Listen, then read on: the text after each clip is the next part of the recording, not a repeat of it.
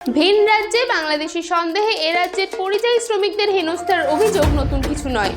কখনো ভিন রাজ্যের সাধারণ মানুষ বাংলাদেশি সন্দেহে পশ্চিমবঙ্গের পরিযায়ী শ্রমিকদের হেনস্থা করেছে, কখনো বা ভিন রাজ্যের পুলিশ পশ্চিমবঙ্গের পরিযায়ী শ্রমিকদের বাংলাদেশি সন্দেহে আটক করে হেনস্থা করেছে।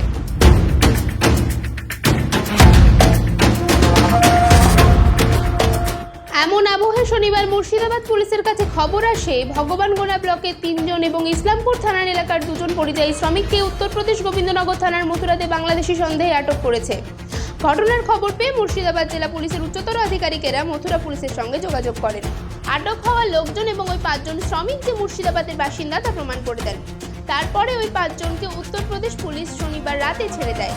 তারা মুর্শিদাবাদ ফিরছেন। মুর্শিদাবাদের পুলিশ সুপার কুমার সানিরাজ বলেছেন, যদি কেউ সমস্যার মধ্যে পড়েন আপনারা নিকটবর্তী থানায় জানান, আমরা প্রয়োজনীয় পদক্ষেপ করব। আমার ছোট কাকা বড় কাকার ছেলেকে পুলিশ আটক করেছিল। কোথাকার পুলিশ? ইউপিতে কাজে গেছিল। ইউপিতে কাজে গেছিল। ওখানটায় পরিশ্রম খুবই হয়েছিল, তাই আরাম করছিল। পুলিশে আটক করেছিল, সন্দেহ হয়েছিল কিছু। দিয়ে আমরা টেনশনে ছিলাম বহুত।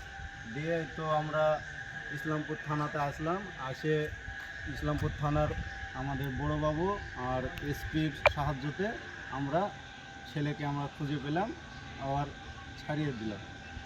তাহলে আপনাদের সমস্যা মিটেছে? আমাদের সমস্যা মিটেছে। আপনার নাম? আমার নাম রেজাউল করিম মিয়া। রেজাউল করিম মিয়া। আপনার বাড়ি কোথায়?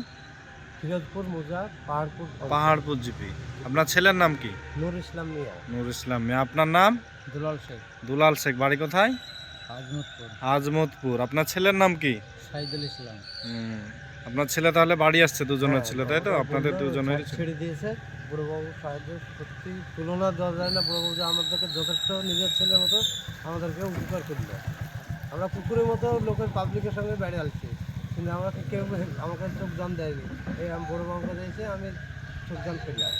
ঠিক আছে, অসুবিধা নেই। আপনাদের জন্যই থানা আসবেন কোনো সমস্যা হলে। কাজটা আরও ছোট ডিপার্টমেন্টের মানুষকে দিয়েও করতে পারতো। আমাদের বড়বাবু আমাদের কাজটা করাতে আমাদের আরও খুশি আরও বাড়িয়ে দিল, মানুষের আরও চোখ খুলে দিল।